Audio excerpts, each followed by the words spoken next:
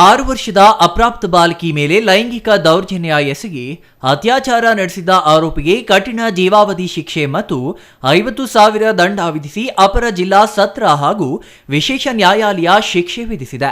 ಬೀದರ್ ತಾಲೂಕಿನ ಮನ್ನಹಳ್ಳಿ ಗ್ರಾಮದ ಶಕೀಲ್ ಮೌಲಾನಾ ಸಾಬ್ ನೂರಬಾಗ್ ಶಿಕ್ಷೆಗೆ ಒಳಗಾದ ಆರೋಪಿಯಾಗಿದ್ದು 2023ರ ಜುಲೈ 6ರಂದು ಬಾಲಕಿ ಮೇಲೆ ಅತ್ಯಾಚಾರ ನಡೆಸಿರುವ ಕುರಿತು ಆಕೆಯ ತಾಯಿ ನೀಡಿರುವ ದೂರಿನ ಆಧಾರದ ಮೇಲೆ ಮನ್ನಹಳ್ಳಿ ಪೊಲೀಸ್ ಠಾಣೆಯಲ್ಲಿ ಪ್ರಕರಣ ದಾಖಲಾಗಿತ್ತು.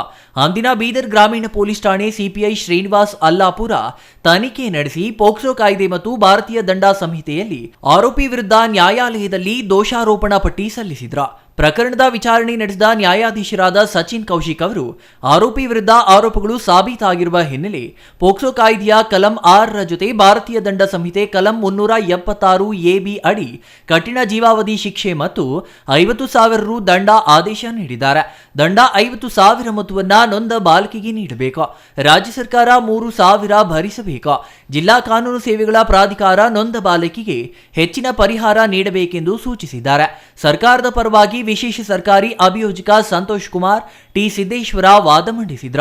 ದಿನಾಂಕ 6/7/2023ರಂದು ಶಕೀಲ್ ಮೌಲಾನಾ ಸಾಬ್ ಎಂಬ ಆರೋಪಿಯು 6 ವರ್ಷದ ಅಪ್ರಾಪ್ತ ಬಾಲಕಿಯ ಮೇಲೆ ಲೈಂಗಿಕ ಅತ್ಯಾಚಾರವನ್ನು ಮಾಡಿದ್ದು, ಸದರಿ ಪ್ರಕರಣವು ಮನ್ನಹಳ್ಳಿ ಪೊಲೀಸ್ ಠಾಣೆಯಲ್ಲಿ ಪ್ರಕರಣವು ದಾಖಲಾಗಿರುತ್ತದೆ. ಸದರಿ ಪ್ರಕರಣದಲ್ಲಿ ಆಯೋಗರು ತನಿಖಾಧಿಕಾರಿಗಳು ಅಂತಿಮ ವರದಿಯನ್ನು ಮಾನ್ಯ ನ್ಯಾಯಾಲಯದಲ್ಲಿ ಸಲ್ಲಿಸಿರುತ್ತಾರೆ. ಸದರಿ ಪ್ರಕರಣದ ಇತ್ಯರ್ಥವನ್ನು ಮಾನ್ಯ ಅಪರ ಜಿಲ್ಲಾ ಮತ್ತು ಸತ್ರ ನ್ಯಾಯಾಧೀಶರು ಸದರಿ ಪ್ರಕರಣದ ಬಗ್ಗೆ ಇತ್ಯರ್ಥವನ್ನು ಮಾಡಿದ್ದು, ದಿನಾಂಕ 18/7/2024ರಂದು ಸದರಿ ಆರೋಪಿಯನ್ನು ಮಾನ್ಯ ನ್ಯಾಯಾಲಯವು ಕಠಿಣ ಜೀವಾವಧಿ ಶಿಕ್ಷೆಯನ್ನು ವಿಧಿಸಿರುತ್ತದೆ ಹಾಗೂ 53,000 ರೂಪಾಯಿ ದಂಡವನ್ನು ಕೂಡ ಸದರಿ ಆರೋಪಿಯ ಮೇಲೆ ವಿಧಿಸಿರುತ್ತದೆ. ಅಲ್ಲದೆ ಜಿಲ್ಲಾ ಕಾನೂನು ಸೇವೆಗಳ ಪ್ರಾಧಿಕಾರಕ್ಕೆ ಹೆಚ್ಚಿನ ಒಂದು ನೊಂದ ಬಾಲಕಿಗೆ ಪರಿಹಾರವನ್ನು ಕೊಡಲು ಮಾನ್ಯ ನ್ಯಾಯಾಲಯವು ನಿರ್ದೇಶನ ಕೂಡ ಕೊಟ್ಟಿರುತ್ತದೆ. ನಾನು ವಿಶೇಷ ಪೋಕ್ಸೋ ಸರ್ಕಾರಿ ಅಭಿಯೋಜಕರು ಸಂತೋಷ್ ಕುಮಾರ್ ಟಿ ಸಿದ್ದೇಶ್ವರ್.